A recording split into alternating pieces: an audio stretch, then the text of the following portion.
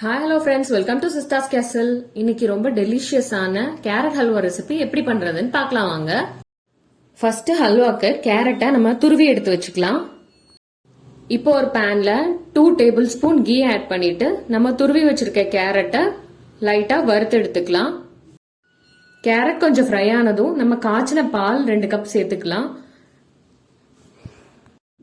இப்போ நம்ம மூடி போட்டு ஒரு 20 மினிட்ஸ் கேரட்டை நல்லா வேக வைக்க போறோம்.